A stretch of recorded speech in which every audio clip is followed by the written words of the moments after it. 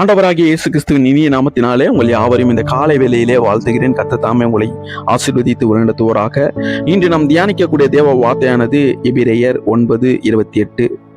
கிறிஸ்துவும் அநேகருடைய பாவங்களை சுமந்து தீர்க்கும்படி ஒரே தரம் பலியிடப்பட்டு தமக்காக காத்து கொண்டிருக்கிறவர்களுக்கு இரட்சிப்பை அருளும்படி இரண்டாம் தரம் பாவமில்லாமல் தரிசனமாவார்.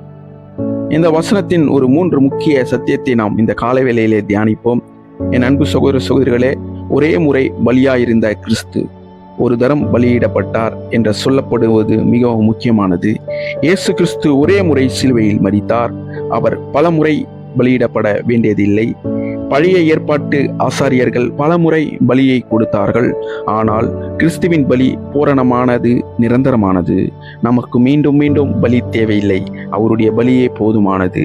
பாவங்களை சுமந்து ரட்சிக்க தேவன் இந்த உலகத்திலே வந்தார். அநேகருடைய பாவங்களை சுமந்து ஒரு ரட்சிப்பை தந்தார்.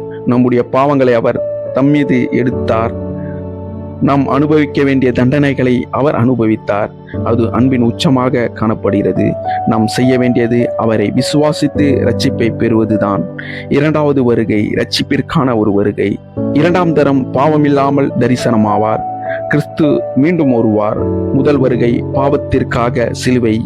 இரண்டாம் வருகை ரட்சிக்கப்பட்டவர்களை அழைத்து செல்வதற்கான ஒரு வருகையாக காணப்படுகிறது. அவர் மீண்டும் வரும்போது பாவத்தை தீர்க்க அல்ல, ரட்சிப்பை அளிக்க, ரட்சிப்பை நிறைவேற்ற தேவன் வருவார்.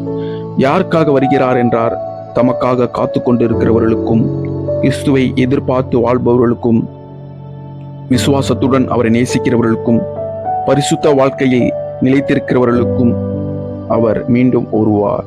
நாம் அவரை எதிர்பார்த்து வாழ்கிறோமா? அவர் நம் பாவங்களை சுமந்தார். அவர் மீண்டும் வருகிறார். ஆகவே இன்று அவருக்காக ஆயத்தமான ஒரு வாழ்க்கையை நாம் வாழ்வோம். பரிசுத்தமான ஒரு வாழ்க்கையை வாழ்வோம். கர்த்தர் தாமே உங்களை ஆசீர்வதித்து வழிநடத்துவாராக. God bless you.